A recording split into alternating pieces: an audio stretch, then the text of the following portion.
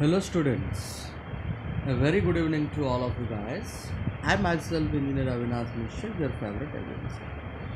So, in the last class, we completed some questions on function.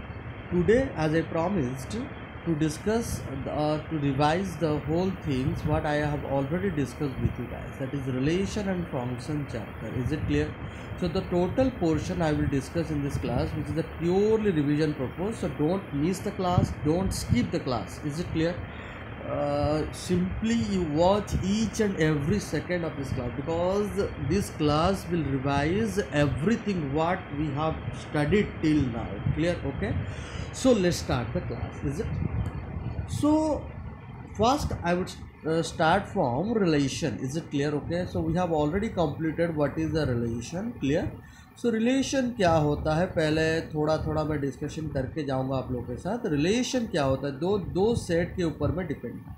Relation is the subset of Cartesian product of two set. अगर A एक set है और B एक set है तो क्या होगा ना, R will be the subset of A cross B. That is the relation you have to remember. R is the subset of A cross B.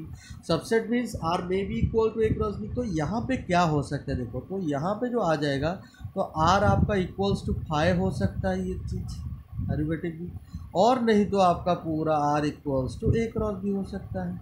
Is it clear? तो जब R इक्वल्स टू 5 होगा, R equal और in between also to be like, तो when R is equals to 5, जब आपका R 5 हो जाएगा तब हम लोग उसको बोलेंगे void relation. As you know it better, तो हम उसको बोलते हैं वॉइड रिलेशन और एम्प्टी रिलेशन. ये चीज़ को आप लोग को याद रखना है. Is it clear?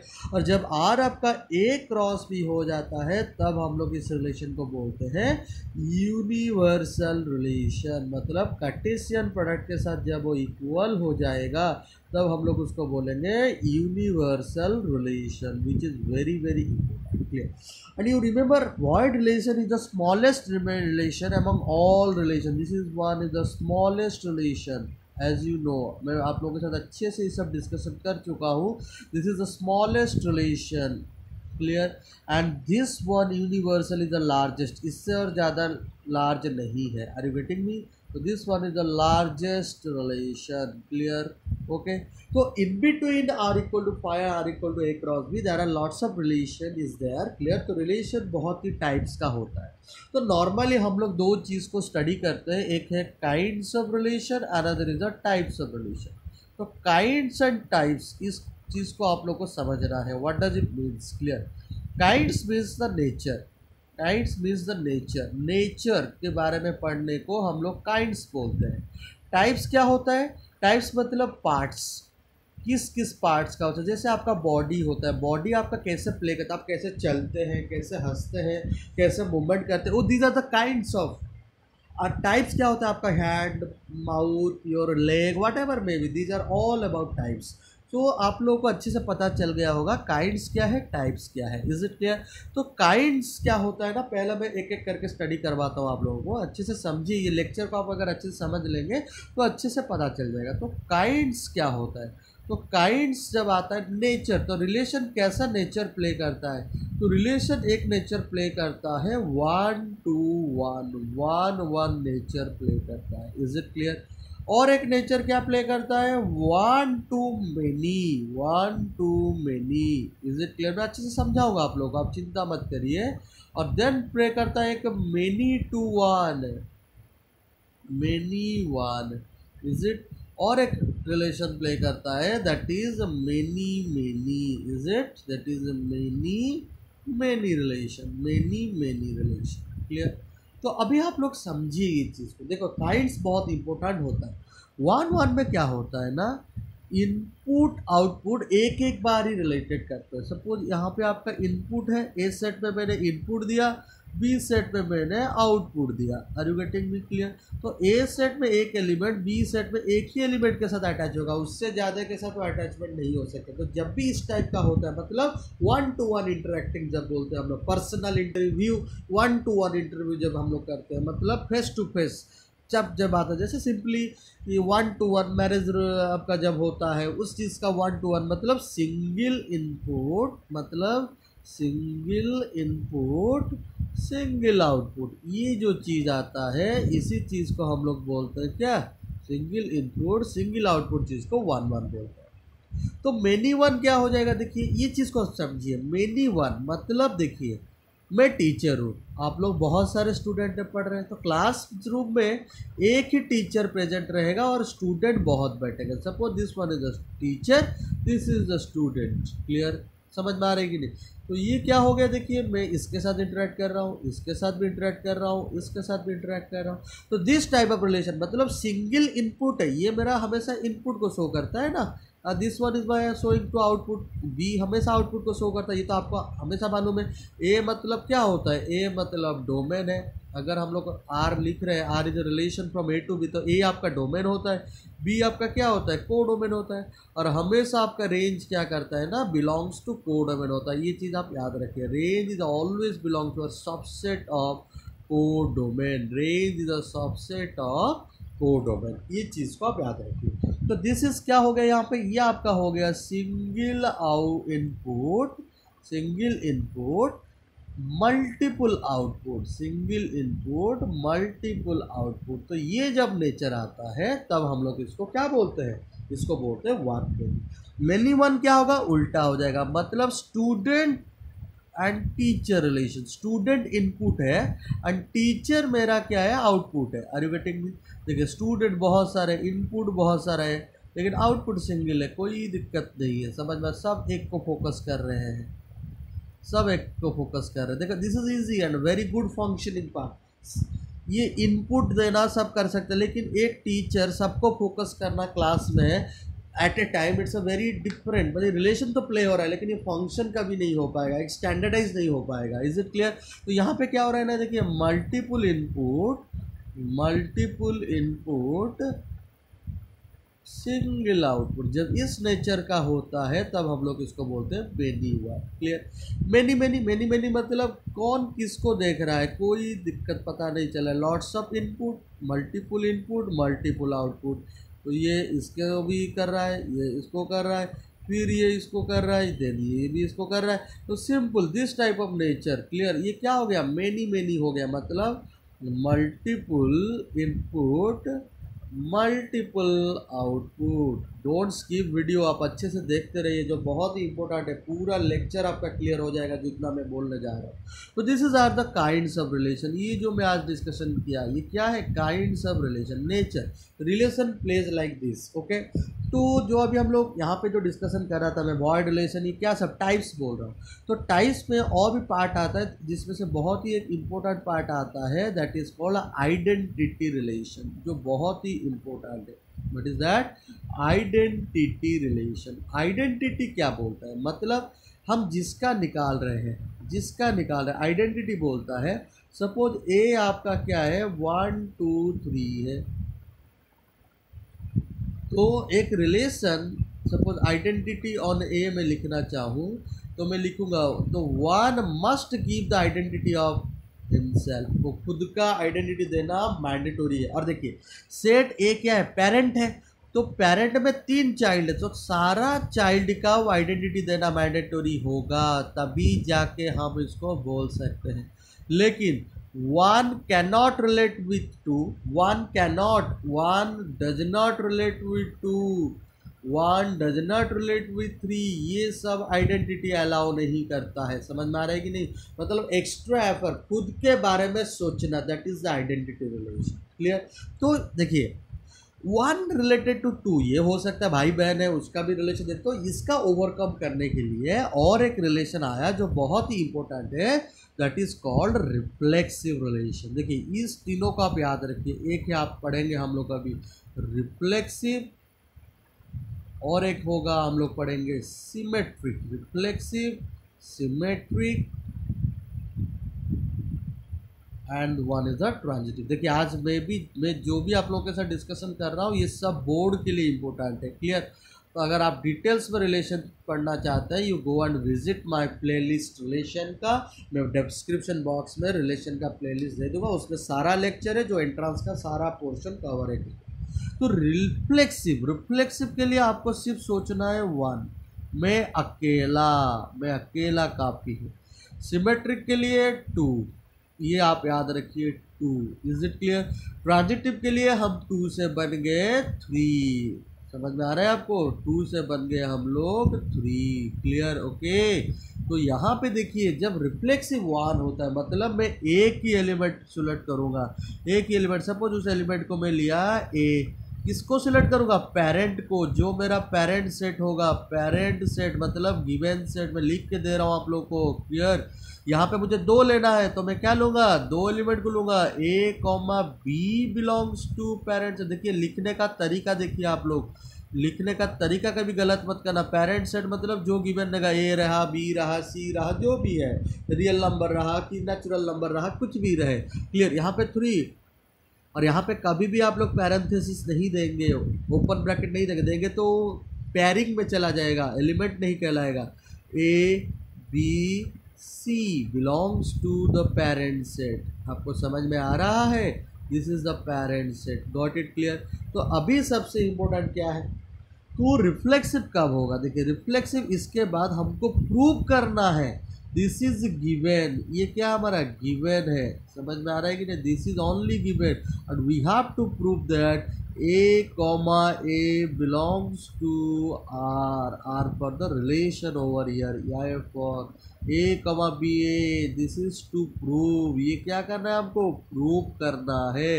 अगर हम प्रूव कर देते हैं तभी जाके हम लोग उसको मतलब खुद के साथ रिलेशन करने को रिफ्लेक्सिव कहा जाता है। तो यहाँ पे इसके साथ सच दैट हमको लिखना पड़ेगा, such that A comma B belongs to R. देखिए ये गिवन है आपके लिए, this is given to you, A comma B belongs to R, this is given. We have to prove that अगर वन ए बी रिलेट कर रहा है तो बी भी ए के साथ रिलेट करेगा, तो B comma it must belongs to R. This is to prove, इसको हम लोग को क्या करना है? प्रूव करना है। होप आप लोग को समझ में आ रहा होगा। देखिए डिटेल्स में समझिए इसको, मैं पूरा आपको नोट्स बना के दे रहा हूँ, एक ही में आप पूरा थ्योरी एक ही पेज में आप ख़त्म कर देंगे रिलेशन को। Is it? तो अभी देखिए यहाँ पे क्या होगा? सच दैट लिखना है हम लोग को, सच दैट क्या करना है यहाँ पे? सच दैट यहाँ पे a related to b and b, तो यहाँ पे बी इज द कनेक्टर, यहाँ पे बी क्या है? कनेक्टर है, जो कनेक्टर। तो यहाँ पे ट्रिक बोलता है कनेक्टर को फाइंड करिए। किसको फाइंड करना है? कनेक्टर। वो कनेक्टर सब कुछ देता है, ये चीज़ आप लोग को याद रखना है। जैसे कि मैं अगर यहाँ पे देख सच दैट क्या लिखूंगा? A comma B belongs to R, connect कर रहा है तो B comma c belongs to R you getting me? तो ये हो गया। तो कौन कनेक्ट कर रहा है? बी कनेक्ट कर रहा है। तो प्रूफ क्या करना है हमको? बी हट जाएगा and we have to prove a c का रिलेशन हमको बनाना है, तो a comma c belongs to R बन जाएगा।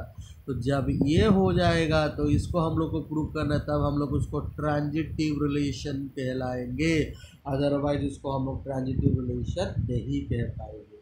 Hope you all have understood the concept of reflexive. Reflexive मतलब मैं अकेला काफ़ी हूँ, सिमेट्रिक में अकेला से 2 हो गया मतलब मेरा मैरिज हो गया, फिर सिमेट्रिक ट्रांजिटिव, ट्रांजिटिव मतलब मैरिज के बाद मेरा बच्चा हो गया। सिंपल चीज। Is it clear? तो who connects? Mother connects the relationship between the father and the child. Is it? This is the connection of transitive. Is it clear? आपको समझ में आ गया? तो अभी रिफ्लेक्सिव, सिमेट्रिक, ट्रांजिटिव जो रिलेशन टुगेदर ये 3 हो जाएगा, तो रिलेशन टुगेदर ये 3 हो जाएगा, तब हम लोग उस रिलेशन को बोलेंगे इक्विवेलेंस रिलेशन। क्या बोलेंगे? Equivalence relation. और जो रिलेशन इक्विवेलेंस है उसी का ही हम लोग इक्विवेलेंस क्लासेस निकाल सकते हैं, अदरवाइज उसका हम लोग इक्विवेलेंस क्लासेस कभी भी निकाल नहीं पाएंगे। समझ में आ रहा है आपको? तो ये चीज़ को आप लोगों को याद रखना पड़ेगा, which is very very important. Is it clear? Okay. जैसे कि अगर मैं यहाँ पे आपको एक क्वेश्चन करवाता हूँ जो बहुत ही इम्पोर्टेंट क्वेश्चन है, 1 मार्क में आ सकता है ये question. For real numbers x and y, आप क्वेश्चन लिखते रहिए, क्वेश्चन बहुत ही इंपॉर्टेंट है। For real number x and y, ठीक है, जो मैं क्वेश्चन करवा रहा हूँ ये सब बोर्ड एग्जाम के लिए बहुत ही इंपॉर्टेंट है। For real number x and y we have lots of time, तो that's why I am doing each and every question, और अच्छे से उसको करवा रहा हूँ। आप करते रहिए। For real number x and y define x related to y, define क्या करना है, define x related to y if and only if and only if, it means that I double f, if and only if x minus y plus root 2, x minus y plus root 2 is an irrational number, is an irrational number, is an irrational number, ये दिया है question. then r is क्या होगा, first option में आपका है reflexive, ये 1 mark का बहुत ही इंपॉर्टेंट क्वेश्चन है। सेकंड ऑप्शन में आपका है सिमेट्रिक,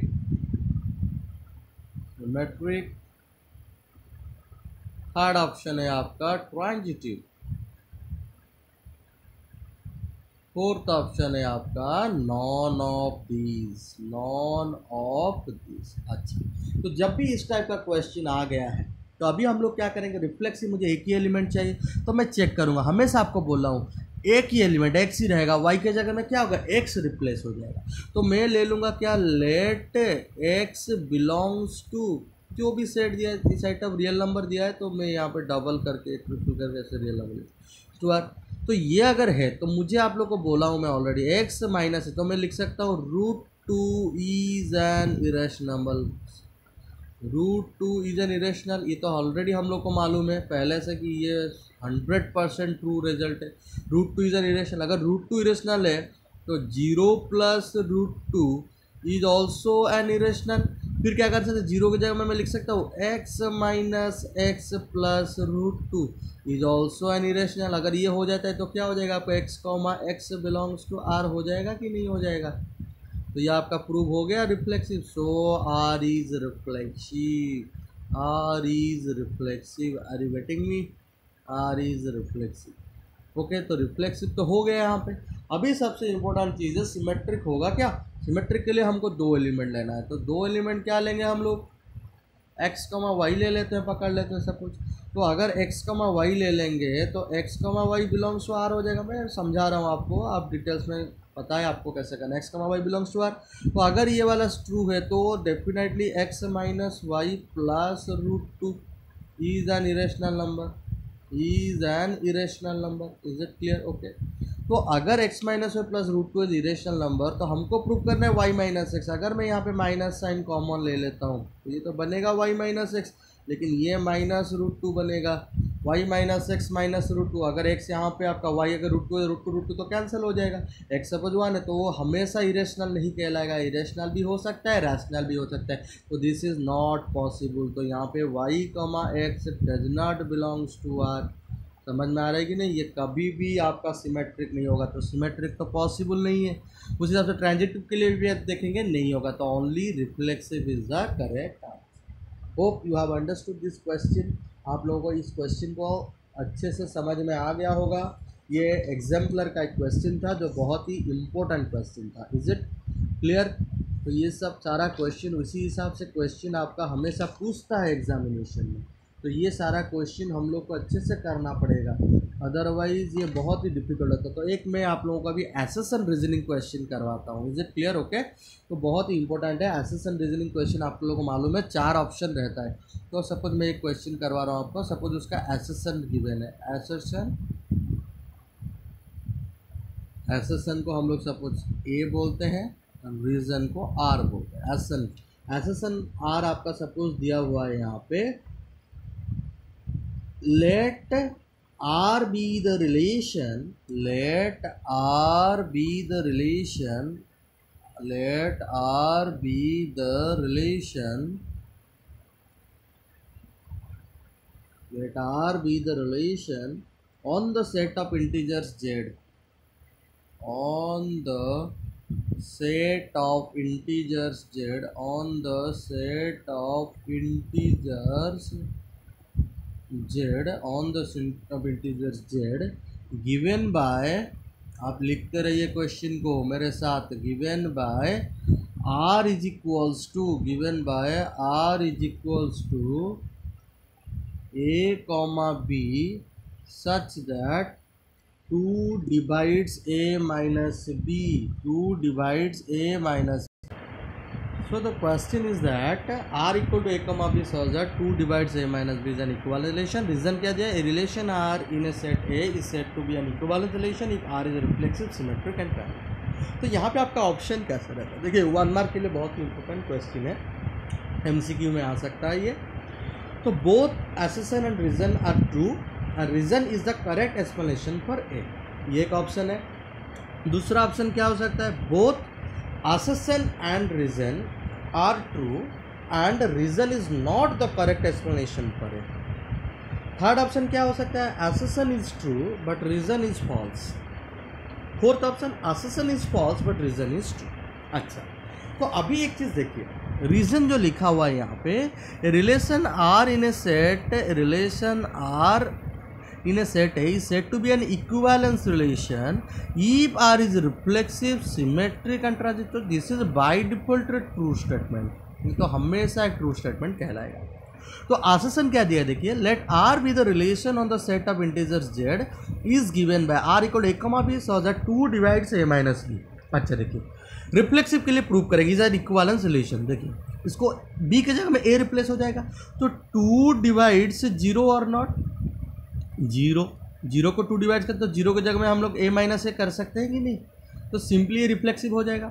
देखिए a comma B belongs to R in symmetric, तो 2 डिवाइड्स a माइनस बी, अगर 2 डिवाइड्स a माइनस बी तो definitely 2 divides b minus A. अगर 4 को 2 डिवाइड करता है तो -4 को भी तो 2 डिवाइड करेगा ना, तो कैसे नहीं हो सकता? तो ये सिमेट्रिक भी हो जाएगा, कोई दिक्कत नहीं। Transitive, 2 divides a minus b and b 2 divides b minus c, तो अल्टीमेटली 2 डिवाइड्स a माइनस, आप करके देख सकते हैं, उसको ऐड कर देंगे, यू विल गेट। और ये ऑलरेडी मैं आप लोग को प्रूव करवा चुका हूँ, तो this is also true. Clear? तो यहाँ पे both assertion and reason are true and reason is the correct explanation, reason is the correct explanation for A, क्यों? रीजन के वजह से ये assertion बना हुआ है। क्लियर? तो दैट्स वाई यहाँ पे ऑप्शन ए करेक्ट हो जाएगा हमारा। ऑप्शन ए क्या था? both assertion and reason are true and reason is the correct explanation for assertion. Hope you have understood this concept. मैं और एक आपको इस लेवल का क्वेश्चन करवाता हूँ assertion reason का। Clear? Okay. So here the question is given that the see assertion is given, let L be the collection of all lines in a plane and R1 be the relation on L as R1 equals to L1 comma L2 where L1 is perpendicular to L2 is a symmetric relation. Okay. Reason, a relation R is said to be symmetric if A comma B belongs to R, B comma, so it's a definitely a true relation, definitely true होगा as a this is the definition of symmetric. assertion क्या बोलता है देखिए, assertion में क्या होगा देखिए, L1 comma L2 must be belongs to R1, होगा कि नहीं होगा? यस। तो L1 is perpendicular to L2। अरे देखिए अगर एक लाइन इस लाइन को परपेंडिकुलर तो this line is also perpendicular this one, तो we can write over L2 is perpendicular to L1, तो we become L2 comma L1 belongs to R, तो this is also symmetric relation. तो यहाँ पे क्या हो गया? This is also true relation. तो यहाँ पे assertion reason both are true and reason is the correct explanation for assertion. Hope you have understood this question. अच्छे से आप लोगों को समझ में आ गया होगा ये क्वेश्चन बहुत अच्छे से, तो आप इसको नोट डाउन कर लीजिए। तो अभी एक इम्पोर्टेंट कॉन्सेप्ट मैं आप लोगों के साथ डिस्कशन करने जा रहा हूँ, that is the concept of equivalence classes. Equivalence classes, is it clear? इसका मैं डिटेल्स लेक्चर आप लोग को एक बनाया था, जिसको आप चाहेंगे तो फिर से रिवीजन कर सकते हैं। मैं यहाँ पे थोड़ा सा आपको बता देता हूँ। इक्विवेलेंस क्लासेस का मतलब होता है partition of set, partition of set. तो जब भी एक सेट को हम लोग पार्टीशनाइज करते हैं, और इक्विवेलेंस क्लासेस तभी होगा जब रिलेशन इक्विवेलेंस रिलेशन होगा। तो अगर वो इक्विवेलेंस रिलेशन है तभी जाके इक्विवेलेंस क्लासेस पॉसिबल है। तो पार्टीशन ऑफ सेट, सपोज यहाँ पे R suppose is an equivalence, suppose R is an equivalence relation, R is an equivalence relation, is it clear? Okay, let R is an equivalence relation, ये suppose given है। तो अभी हम लोग पार्टीशनाइज करेंगे and set, और ये यहाँ पे सपोज आपका पार्टीशनाइज, मतलब R is the subset of A cross R is the suppose R is the subset of A cross है, ये गिवन है। तो हमको पार्टीशनाइज किसको करना है, ए को पार्टीशनाइज करना है। इसी तरह पार्टीशन करेंगे, जैसे सपोज मैं यहाँ पे पार्टीशन किया A1 A2 और A3, सपोज मैंने पार्टीशन कर दिया। तो ऐसे हम लोग पार्टीशन करेंगे, जैसे A1 intersection A2 equals to क्या बनेगा, 5 बनेगा। ये A2 इंटरसेक्शन A3 करेंगे, वो भी क्या आएगा, 5 आएगा। A3 इंटरसेक्शन A1 करेंगे, वो भी क्या आएगा, 5 आएगा। और A1 intersection A2 intersection A3 भी करेंगे 5, मतलब all will be mutually exclusive. A1 का A2 के साथ कुछ रिलेशन नहीं रहेगा, A2 का A3 के साथ कुछ नहीं रहेगा, और A1 का A3 के साथ कुछ नहीं रहेगा। उसी को हम लोग बोलते हैं इक्विवेलेंस क्लासेस। ये चीज़ को आप लोग को अच्छे से समझ लेना है। Is it clear? तो और एक चीज़ आपको होगा, A1 union A2 union A3, जब भी आप करेंगे आपको मिल जाएगा सेट है, मतलब वो एग्जॉस्टिव भी कहलाएगा। ये चीज़ आप याद रखिए। तो एग्जॉस्टिव कहना भी ये सबसे इम्पोर्टेंट चीज़ होता है। तो म्यूचुअली एक्सक्लूसिव भी होगा एज वेल एज एग्जॉस्टिव भी होगा पार्टीशनाइज ऑफ सेट में। ये बहुत ही इम्पोर्टेंट मैटर करता है। क्लियर? तो पार्टीशन अभी सपोज हम लोग करना चाहेंगे, सपोज मैं यहाँ पे लेता हूँ, पार्टीशनाइज करेंगे। क्लियर? ओके। सो सपोज यहाँ पे आपका आर दिया है A, B such that 3 divides B divides A minus B, और R की तो इक्वल रिलेशन है, और आपका सेट A सपोज गिवन है आपका 0 1 2 dot dot dot dot up to suppose 8 तक गिवन है। पूछा है पार्टीशनाइज करिए इसका। अच्छा, पार्टीशन करेंगे, किसका करेंगे, ए को partition, because R is the subset of A cross है। तो पार्टीशनाइज कैसे करते हैं, इक्विवेलेंस क्लासेस। सपोज अब मैं इक्विवेलेंस क्लासेस का लिखने वाला हूँ फॉर्मूला। इक्विवेलेंस क्लासेस क्या होता है, इक्विवेलेंस क्लासेस ऐसा होता है, कुछ एलिमेंट का निकालते हैं। अब सपोज मैं इस ए का इक्विवेलेंस क्लासेस, ऐसे हम लोग उसका सिम्बलाइज करते हैं। सपोज क्या होगा, ए का इक्विवेलेंस करूँगा तो सपोज क्या आएगा, एक्स आएगा, such that A, X belongs to R। मतलब मैं ऐसा एक एलिमेंट उसके साथ मैं अटैच करूँगा ए का, जिसमें A, X जब भी लूँगा वो बिलोंग्स टू R करेगा। समझ में आ रहा है आपको? और that A must belongs to the set A. अगर वो सेट ए को बिलोंग्स नहीं करता है तो इक्विवेलेंस क्लासेस नहीं निकल पाए। सपोज अभी मैं किसका निकालूंगा, 0 का निकालूंगा। तो let's find out the equivalence classes of 0। तो मैं कैसे लिखूंगा, 0 इज इक्वल्स टू, मैं कैसे लिखूंगा, x ले लिया, such that 0, x must be belongs to R। समझिए ये चीज़ को, देखिए क्वेश्चन मोस्टली पूछता है। तो इसके बारे में मैं भी क्या लिखूंगा, x such that 0 minus x is divisible by 3, और 3 डिवाइड 0 माइनस x, जैसे भी आप लिख सकते हैं। सपोज मैं यहाँ पे लिखूंगा 3 डिवाइड से,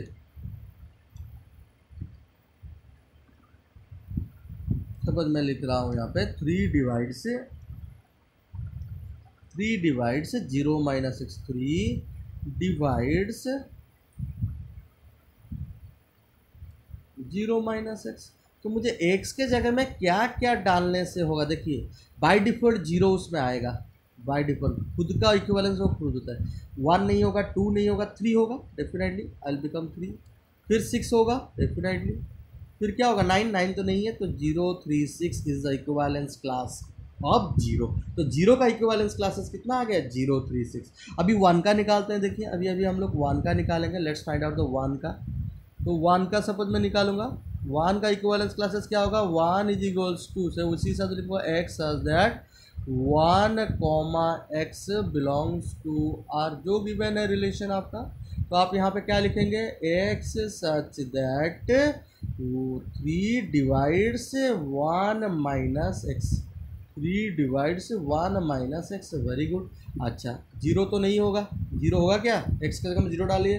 3 डिवाइड्स 1 गलत है, फिर मैं डालूंगा 1, यस 3 डिवाइड 0 तो 1 होगा। मैं आपको ऑलरेडी बोल चुका, जिसका निकाले वो खुद रहेगा। फिर अभी 2 डालेंगे नहीं होगा, 3 डालेंगे नहीं होगा, 4 डालेंगे हो जाएगा, तो 1 4। समझ में आ रहेगी नहीं। फिर 5 डालूंगा नहीं होगा, 6 डालूंगा नहीं होगा, 7 डालूंगा हो जाएगा। समझ में आ रहेगी नहीं, 1 4 7। फिर 8 डालूंगा नहीं होगा, तो 1 4 7। समझ में आ रहा है कि नहीं 1 का। अभी सपोज मैं 2 का निकालूंगा, अभी मैं 2 का निकालूंगा, अरे गेटिंग मी, तो मैं 2 का निकाल रहा हूँ। देखिए 2 क्या लिखूंगा, एक्स सच दैट, आपको कोई एक का निकालने के लिए पूछेगा, मैं आपको सारा का निकाल के दे रहा हूँ।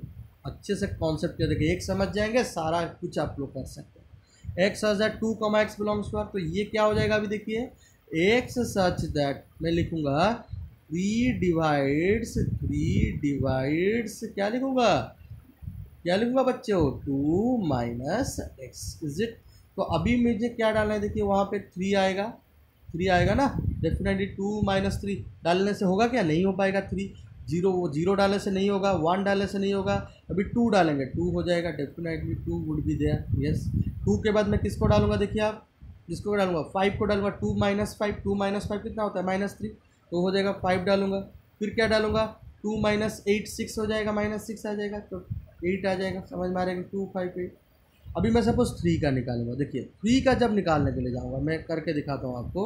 सपोज मैं 3 का निकालूंगा, 3 का इक्विवेलेंस क्लासेस, देखिए वो रिपीट हो जाएगा। अभी देखिए 3 का इक्विवेलेंस क्लासेस क्या होगा, एक्स सच दैट सिंपली क्या लिखूंगा मैं, 3 X belongs to R, 3 X belongs to R. तो उस हिसाब से अगर मैं लिखूंगा तो एक्स सच दैट 3 डिवाइड्स क्या लिखूंगा मैं, 3 माइनस एक्स। तो उस हिसाब से देखिए यहाँ पे 0 होगा, फिर 3 होगा, फिर 6 होगा, मतलब देखिए विच इज इक्विवेलेंट टू 0 का हो गया। तो यहाँ पे हम लोग स्टॉप कर देंगे। तो पार्टीशनाइज जब हम लोग यहाँ पे सेट ए का करेंगे, तो set A is equal to partitionize किसका हुआ है, 0 का, यूनियन 1 का, यूनियन 2 का। This is the 3 partition. उसके बाद देखेंगे सारा रिपीट करेगा। 4 का करेंगे 1 के साथ इक्विवेलेंट आएगा, 5 का निकालेंगे 2 के साथ इक्विवेलेंट आएगा। तो यहाँ पे पार्टीशनाइज हो गया, 0 1 2 इज द इक्विवेलेंस क्लासेस।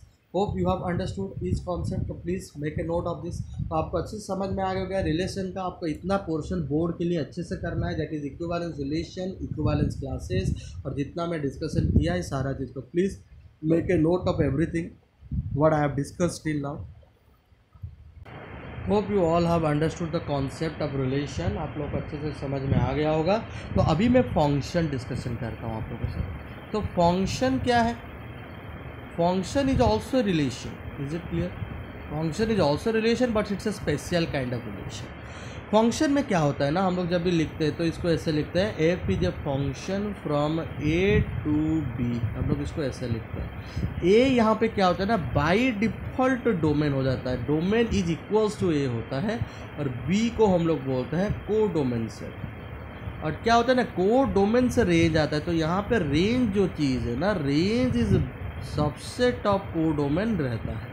वो इक्वल भी हो सकता है, नहीं भी इक्वल हो सकता है। तो डोमेन जो पार्ट है ना, यहाँ पे हमेशा क्या होगा, domain is equals to set है, domain is equals to set है, बाई डिफ़ॉल्ट वो सेट ए के साथ इक्वल हो जाता है। तो सेट ए का कोई भी एलिमेंट हम लोग नहीं छोड़ पाएंगे। तो function is a special kind of relation in which each and every element of set A, in which each and every element of set A has a unique image in set B, unique image। तो यहाँ पे अगर देखिए मेरा 3 element है, 1 2 3 मैंने लिया, suppose यहाँ पे आपका भी 3 एलिमेंट है, तो these are the pre images. इसको हम लोग क्या बोलते हैं, प्री इमेजेस बोलते हैं, क्लियर। और इसको हम लोग बोलते हैं इमेजेस। समझ में आ रहा है कि नहीं, आपको ये चीज़ याद रखना है, क्लियर। तो सिंपल चीज़ में अगर मैं यहाँ पे मैपिंग करूँगा तो how to do you mapping. Suppose यहाँ पे ए वो बोल रहा है ये डोमेन है, ये क्या है आपका बाय डिफ़ॉल्ट डोमेन है, लेकिन इसको हम लोग रेंज नहीं कह पाएंगे, this is the codomain and range belongs to the domain, codomain, is it clear. तो सपोज ए यहाँ पे इसके साथ रिलेशन कर दिया, तो और इसके साथ नहीं कर पाएगा, इसका मतलब डोमेन में no repetition, no repetition and no blank is allowed. किसमें, डोमेन पे ये कभी भी अलाउड नहीं हो पाएगा। तो डोमेन स्पीक्स वेरी, मतलब इनपुट को स्टेबलाइज किया जा रहा है। अगर इनपुट आपका स्टेबलाइज हो जाएगा, आउटपुट बहुत अच्छे से आता है। बिकॉज जो फंक्शन होता है ना, फंक्शन क्या होता है, सिंपल एक चीज़ में एक्स को इनपुट के हिसाब से दे रहा हूँ, स्टेबलाइज करके दे रहा हूँ, तो उसको कोई एक चीज़ क्या कर रहा है, प्रोसेस कर रहा है, कोई भी एक चीज़ प्रोसेस करते, तो ये जो प्रोसेसिंग पार्ट है ना उसी को फंक्शनिंग पार्ट बोलते हैं। तो ऐप क्या करता है ना, इनपुट को प्रोसेस करता है, then after it produces Y, तो वाई आता है, और वाई क्या है, functioning of X, that's why we are writing Y equals to F of x. Is it clear? Okay, तो ये जो आपका वाई आया, ये वाई आपका आउटपुट है, और इसी आउटपुट को हम लोग बोलते हैं रेंज। क्लियर? और ये जो इनपुट आया है आपका, ये क्या होगा, ये आपका डोमेन है, और domain never be repeated, domain never be repeated, ये आपका रिपीट नहीं हो पाएगा, never be repeated, never be repeated, but the range is repeated, range repeat हो सकता है, कोई दिक्कत नहीं है। तो सिंपली आउटपुट जो है आपका ना, output is equal to functioning of input, और ये जो हम लोग लिखते हैं तो that's why range is equals to function of domain. तो यहाँ पे देखिए डोमेन क्या हुआ, बाई डिफॉल्ट ये बन गया आपका इंडिपेंडेंट, ये क्या बन गया आपका, इंडिपेंडेंट वेरिएबल, और ये लेकिन वाई आपका क्या होता है, डिपेंडेंट। तो डेरिवेटिव जब हम लोग निकालते हैं क्या करते हैं, डिपेंडेंट वेरिएबल का डेरिवेटिव निकालते हैं with respect to independent variable. समझ में आ रहा है आपको? तो वही चीज़ है, तो range is equal to function of domain, तो उसी हिसाब से अगर हम लोग यहाँ पे मूव करेंगे तो ये इसके साथ लग सकता है, कोई दिक्कत नहीं है, लेकिन ये दोबारा नहीं लग सकता, तो ये इसके साथ लगता है। देखिए यहाँ पे ब्लैंक हो गया, कोई दिक्कत नहीं है, कलेक्शन ऑफ इमेज, तो यहाँ पे 2 इमेज है, तो that is would B range. यहाँ पे देखिए collection of pre image, that is domain, तो बाय डिफॉल्ट तीनों को लेना पड़ता है, नो रिपीटेशन नो ब्लैंक, इसको आप लोग को याद रखना। This is all about function. तो जैसे हम लोग पढ़े हुए थे काइंड्स ऑफ रिलेशन, तो काइंड्स ऑफ फंक्शन में हम लोग का क्या होगा, only 2 types of function allow होने वाला, that is one and many one, ये 2 ही फंक्शन आपका अलाउ होगा। इसका डिटेल्स डिस्क्रिप्शन में आप लोगों को फंक्शन का जो क्लास किया था, इंट्रोडक्शन टू फंक्शन लेक्चर 1 और लेक्चर 2 में डिटेल्स में समझा, लेक्चर 1 में स्पेशल मैं आपको डिटेल्स में समझाया हुआ हूँ फंक्शन क्यों पढ़ते हैं, क्या नहीं पढ़ते हैं, आप जाके उसको आराम से विजिट कर सकते हैं। I will give you the description box में, उसका लिंक दे दूंगा, आप देख सकते हैं। डिटेल्स में आपको फंक्शन में समझ आ जाएगा क्या करना है क्या नहीं करना है। तो अभी ये जो 1 फंक्शन है ये किसके ऊपर में डिपेंड करता है, ये आपका डोमेन के ऊपर में डिपेंड करता है, डिपेंड्स ऑन डोमेन। हो गया कि मेनी वन भी हो गया, इसको निकालने के लिए हम लोग किसके ऊपर में डिपेंड होते हैं, डोमेन के ऊपर में। तो डोमेन को चेक करते हुए हम लोग उसका मैपिंग को देखते हैं। क्लियर? तो डोमेन 1 मेनी वन क्या बोलता है, आपको 2 एलिमेंट लेना है, तो let X comma Y belongs to, हम लोग ले लेंगे किसको, डोमेन को। समझ में आ रहा है कि नहीं? तो इसको डोमेन को ले लिए, तो अभी हम लोग लिखेंगे सच दैट हम लोग लेने वाले हैं F of x is equals to F of Y, तो आउटपुट को चले जाएंगे और चेक करेंगे, अगर आपका एक्स इक्वल्स टू वाई आ जाता है, अगर एक्स इक्वल टू वाई आ जाता है फॉर ईच डोमेन के लिए, then F is 1 then F is 1, otherwise हम लोग उसको क्या कहलाएंगे, मेनी वन। देखिए ये चीज़ हो सकता है, नहीं तो उसको लिखने के बाद अगर हम लोग ले सकते हैं F of X does not equals to F of Y, suppose हम लोग लिए और हम लोग का आ रहा है X does not equals to Y, तो ये भी कंडीशन है कि एफ 1 होए। समझ में आ रहा है कि नहीं?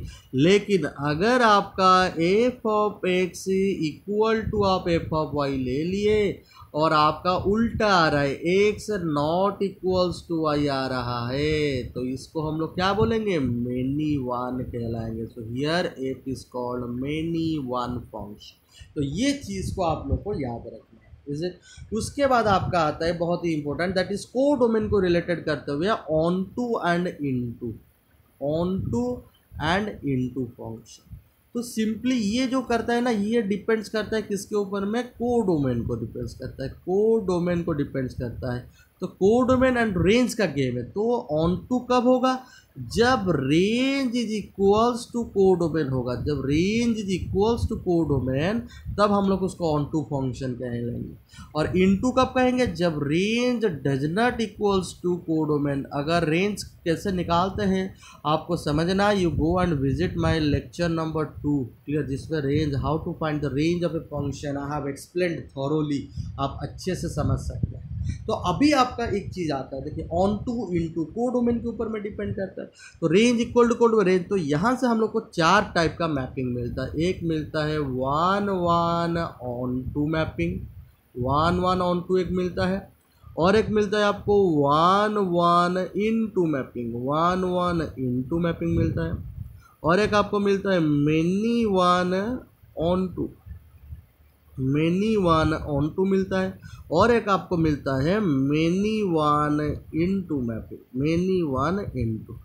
तो अभी आप लोग को एक चीज़ देखना है यहाँ पे, तो क्या चीज़ हो सकता है? तो 1 1 ऑन टू को बहुत ही इंपॉर्टेंट है, जिसको हम लोग बोलते हैं इंजेक्टिव एंड सर्जेक्टिव। इंजेक्टिव भी बोलते हैं एंड सर्जेक्टिव बोलते हैं, injective and surjective. Are you getting me? This is 1 1 and onto, clear. तो इंजेक्टिव मतलब 1 1, सर्जेक्टिव मतलब ऑन टू। और जब एक function together injective and surjective होता है तब उस फंक्शन को हम लोग बोलते हैं बाइजेक्टिव फंक्शन। क्या बोलते हैं हम लोग? बाइजेक्टिव। और बाइजेक्टिव अगर एक फंक्शन होता है तभी जाके इनवर्स एग्जिस्ट करता है, inverse exist, otherwise inverse does not exist. और इन तीनों के लिए कभी भी अगर आपका मैपिंग नेचर फंक्शन का इन तीनों आता है, कभी भी इनवर्स एग्जिस्ट नहीं करेगा, इनवर्स डज नॉट एग्जिस्ट। देखिए नेक्स्ट क्लास हम लोग इनवर्स ट्रिगोनोमेट्री शुरू करने वाले हैं, तो इनवर्स फंक्शन को अच्छे से समझने वाला है हम लोग, इनवर्स डज नॉट एग्जिस्ट। और देखिए मैं नेक्स्ट क्लास इनवर्स ट्रिगोनोमेट्री शुरू करने वाला हूँ, और आप ट्रिगोनोमेट्री को थोड़ा थोरोली रिवाइज कर लेंगे उससे पहले। नेक्स्ट क्लास में इनवर्स ट्रिगोनोमेट्री शुरू करने वाला हूँ, you must revise the inverse trigonometry function, जो बहुत ही इंपॉर्टेंट चीज़ है, क्लियर। अगर आप ट्रिगोनोमेट्री और इनवर्स फंक्शन, बाइजेक्टिव फंक्शन को थोरोली रिवाइज कर लेंगे तभी जाके इनवर्स ट्रिगोनोमेट्री फंक्शन भी आपको अच्छे से समझ में आ गया होगा। तो वही चीज़ हम लोग तभी नेक्स्ट क्लास में पढ़ सकते हैं, इज इट। तो ये जो 1 1 इनटू है इसको हम लोग इंजेक्टिव नॉट सर्जेक्टिव बोलते हैं। इसको क्या बोलते हैं? Neither injective, sorry not injective but surjective. इसको बोलते हैं नाइदर इंजेक्टिव नॉर सर्जेक्टिव। समझ में आ रहा है कि नहीं? तो ये चीज़ आप लोग को समझना है, इतना ही समझ लेंगे तो इसमें से ही आपका बोर्ड में क्वेश्चन आने वाला है, और उससे ज़्यादा डिफिकल्ट क्वेश्चन नहीं आएगा। और जैसे क्वेश्चन मैं आप लोग के साथ करवा चुका हूँ ऑलरेडी, वही सारा क्वेश्चन को आप प्रैक्टिस करते रहिए। अभी मैं एक इंपॉर्टेंट क्वेश्चन आप लोग के साथ कर रहा हूँ एग्जाम्पलर का। ये क्वेश्चन मोस्टली पूछ लेता है, आ जाता है 1 मार्क का 2 मार्क में। तो आपका सपोज क्वेश्चन दिया है, let F is a function from R to R, let f is a function from R to R, be the function defined by f of x is equals to 1 upon 2 minus cos x, 1 upon 2 minus cos x। ये question भी पूछ लेता है आपको। For all x belongs to R, then find the range, then find range। आपको question पूछेगा find range, find range of the function. तो इस क्वेश्चन को सॉल्व करने के लिए आपको क्या करना पड़ेगा? आपको पहले cos x को देखना है। तो cos x आपका कहाँ से कहाँ तक लाई करता है आपको मालूम है, -1 से 1 के बीच में लाई करता है। तो मैंने ले लिया, इनइक्वलिटी से रेंज आता है। तो अभी माइनस चाहिए, तो माइनस cos x भी माइनस से नेगेटिव करूँगा तो inequality reverse, -1 will become 1 and this 1 will become, ऐसा हो जाएगा, this is minus cos x और ये आपका हो जाएगा -2। तो सेम ही चीज़ आने वाला है, कोई दिक्कत नहीं है। फिर हम लोग क्या करेंगे, उसको उल्टा करके लिख देते हैं, -1 less than equal minus cos x less than equal 1। फिर क्या करेंगे, 2 को ऐड करेंगे, -1 प्लस 2, वो क्या बन जाएगा आपका -1 प्लस 2। जब हम लोग करेंगे -1 प्लस 2 आपका आने वाला है क्या आ जाएगा आपका 1 आ जाएगा, लेस देन इक्वल, ये हो गया 2 माइनस cos x, ये आपका हो गया क्या 1 + 2 3। उसके बाद आपको रेसिप्रोकल करना है। रेसिप्रोकल देखिए सेम साइन का है, सेम साइन का है। मैं आप लोग को ट्रिक बताऊँ, अगर सेम साइन का चीज़ आता है, यहाँ पे हम लोग थोड़ा कॉन्सेप्ट उसको समझ लेते हैं, जो बहुत ही इंपॉर्टेंट चीज़ है। ये कॉन्सेप्ट को याद रखना है, बहुत ही इंपॉर्टेंट कॉन्सेप्ट है। रेसिप्रोकल। अगर आपका x belongs to a comma B दिया है एंड a एंड b के हिसाब से हम लोग देखेंगे इसको क्या कर सकते हैं। तो ये कैसा रेसिप्रोकल मैं सपोज निकालूंगा, clear. ax belongs to a comma B आपका है, देन रेसिप्रोकल जब 1/x में निकालूंगा, 1/x बिलोंग्स टू, समझ में आ रहा है, 1/b कॉमा 1/a हो जाएगा if a and b are of same sign, if a and b are of same sign, अगर ये दोनों सेम साइन है तब ये हो जाएगा आपका 1/b टू 1/a।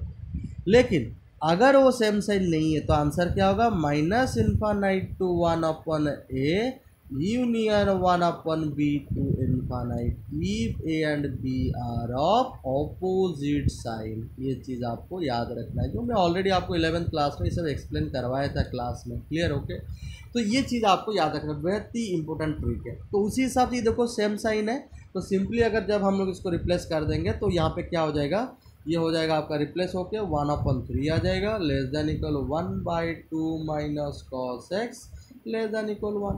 तो सिंपली आपका ये एफ ऑफ एक्स हो गया। सो हम लोग यहाँ पे लिख सकते हैं एफ ऑफ एक्स और वाई बिलोंग्स टू 1/3 टू 1। तो इजीली आपका निकल गया, गॉट इट, क्लियर। ओके, तो this would be the range. तो आप ऐसा रेंज निकाल सकते हैं जो बहुत ही इंपॉर्टेंट कॉन्सेप्ट है। तो लेट्स डिस्कस अनदर क्वेश्चन, और एक क्वेश्चन करते हैं, 1 मार्क के लिए इंपॉर्टेंट है ये क्वेश्चन। तो सपोज आपका क्वेश्चन दिया है, write down the question, let F is a function from R to R, let f is a function from r to r, f is a function from r to r be defined by f of x equal to x square plus, be defined by f of x equal to x square plus 1। आपका define कर रहे हो f of x is equal to x square plus 1। Is it clear.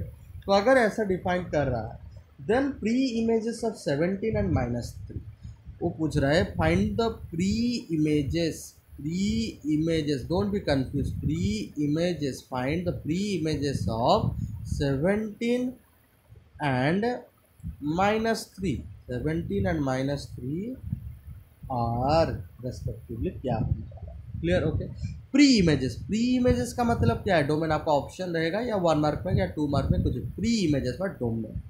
तो किसका पूछा है, 17 and तो 17 -3 क्या है, इमेज है, इमेज का ही तो प्री इमेज निकालते हैं। तो इमेज मतलब एफ ऑफ एक्स, ये होता है इमेज, जो मैं आपको पहले से ही डिफाइन कर चुका हूँ। यहाँ पे देखिए ये क्या आपका इमेजेस है, ये आपका इमेजेस है ना, इमेजेस ये क्या, ये अगर आपका जा रहा है एफ, ये आपका सपोज एक्स है, ये आपका वाई है, तो y का रिजल्ट इमेज में आता है, y equal to F of X. समझ में आ रहा है कि नहीं, y equal to F of X, this is would be the images.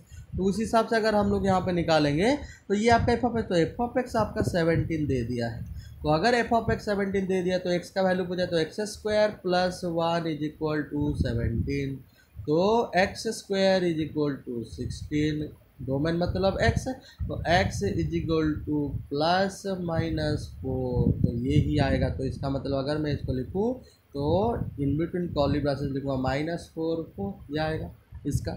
अगर मैं -3 के लिए करूँ, f of x is equals to -3, तो x square plus 1, x square plus 1 is equal to -3, तो आपका क्या हो जाएगा यहाँ पे x square is equal to -4, which is not possible. ये पॉसिबल है कि नहीं है, नॉट पॉसिबल। तो इसके लिए क्या आ जाएगा, 5 आ जाएगा, तो एक्स इज इक्वल टू 5। तो यहाँ पे प्री इमेजेस क्या आ रहा है आपका, 5 आ रहा है और -4 to 4 आ रहा है। Is it clear. ओके, तो ये चीज़ आपको याद रखनी, मतलब प्री इमेजेस मतलब वो आपको पूछ रहा है फाइंड द इनवर्स, वो आपको पूछ रहा है इनवर्स निकालेगा। इसका मतलब ये जो निकाल रहे हैं ना हम लोग, देखिए ये क्या है आपका एक्स इक्वल टू, हम लोग लिख सकते हैं f inverse of 17। Is it clear. इसको मैं लिख सकता हूँ ना, x is equal to f inverse of -3। ये चीज़ ही पूछ रहा है, ये चीज़ आपको समझ में आ रहा है।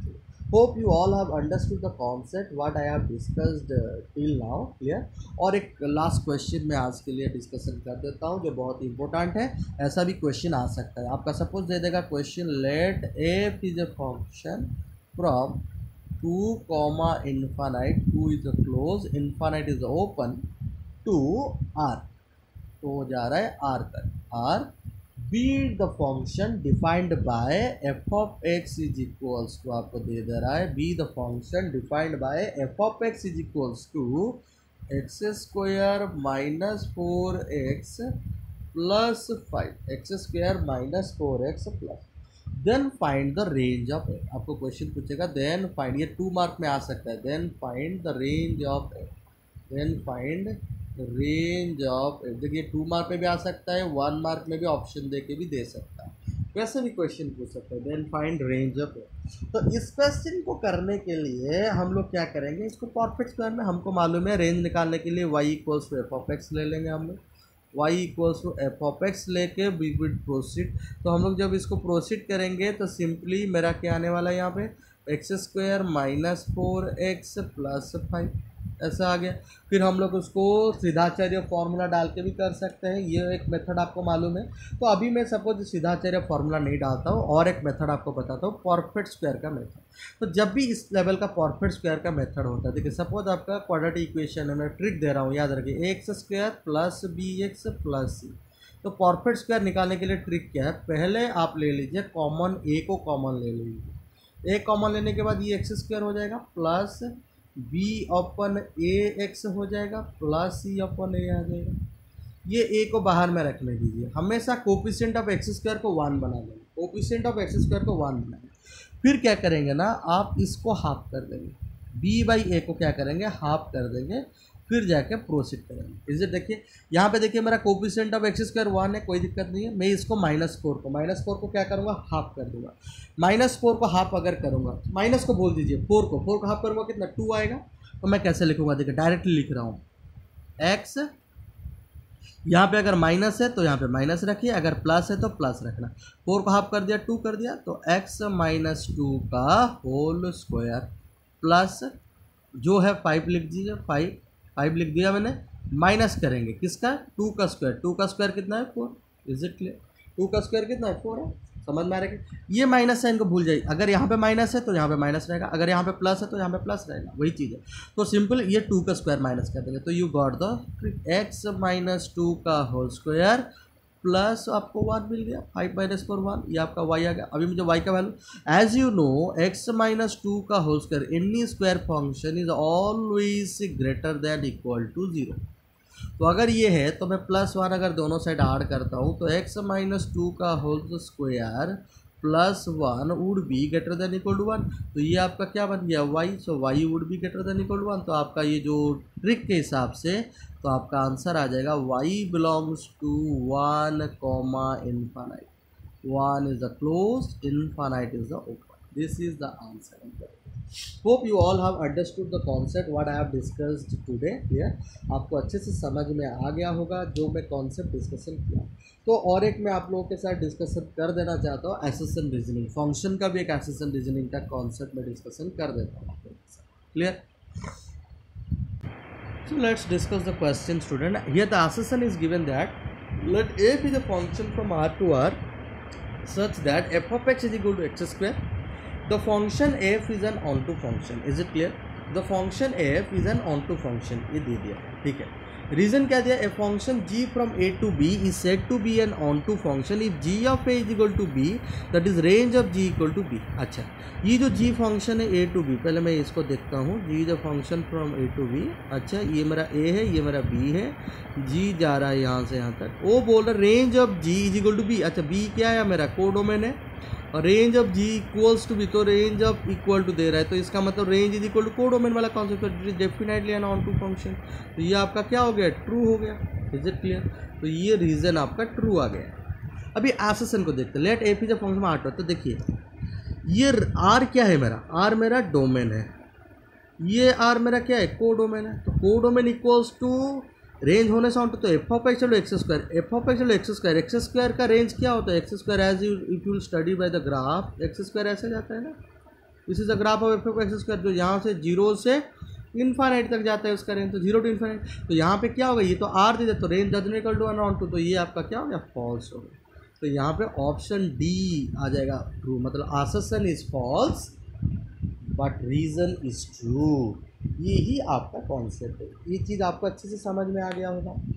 तो मैं एक क्वेश्चन आपको देता हूँ, वो क्वेश्चन आप मुझे सॉल्व करके बताएंगे उसका क्या होने वाला है. Is it clear? Okay, so let's write down the question. Okay, let's discuss two questions. I am giving you this one as your task, homework. Clear? ये आपके लिए होमवर्क है और मुझे ये क्वेश्चन का आंसर मुझे कमेंट सेक्शन में चाहिए. Each and every student will definitely answer me this questions का answer. Clear? Definitely I am waiting your answer in the comment section. क्या है? आसेसन दिया है, let F is a function from 1 2 3 to 1 2 3 be an onto function, then it must be 1 1 function. Reason दिया है 1 1 function g from a to b where a and b are finite sets and having same number of element then it must be onto and vice versa. आपको उसी हिसाब से 4 option है, आप मुझे details पूरा आंसर लिखेंगे. Question number 1 उसका आंसर क्या है, पूरा details. Assertion true, reason true, reason is the correct explanation of assertion और नॉट करेक्ट एक्सप्लेनेशन, और assertion is true, reason false, और रीजन ट्रू, एसेसन फॉल्स. पूरा डिटेल्स में मुझे आंसर देंगे. तो second question is also be there. तो second question is said to be Assumption there, let f is a function from R to R given by f of x equal to x, then f is a 1 1 function. Reason there, function g from a to b is said to be on to function if for each b belongs to b there exists a belongs to a such that g of a b. तो उसी हिसाब से मुझे direct answer आप लोग देंगे, पूरा detail statement लिख के आंसर देंगे. And I am waiting your answer 1 and 2. ये दोनों का क्वेश्चन का आंसर मैं आप लोगों से वेट करा और मुझे भरोसा है आप सारे बच्चे मुझे आंसर डेफिनेटली कमेंट सेक्शन में देंगे. Clear? Hope you all have enjoyed the class. Till then bye bye.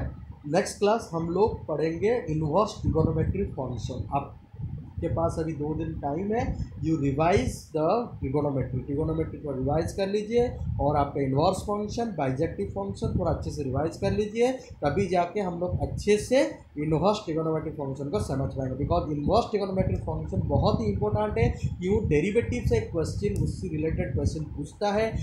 Integration करने के लिए इनवर्स ट्रिगोनोमेट्रिक फंक्शन चाहिए, और inverse trigonometry itself a very important chapter in your board point of view as well as for entrance के लिए तो बहुत ही इंपॉर्टेंट है ही है, बोर्ड पॉइंट ऑफ व्यू के लिए भी बहुत ही इंपॉर्टेंट चैप्टर. तो hope we will definitely connect in the next class. Thank you. Till then bye bye. Love you all guys. Bye bye.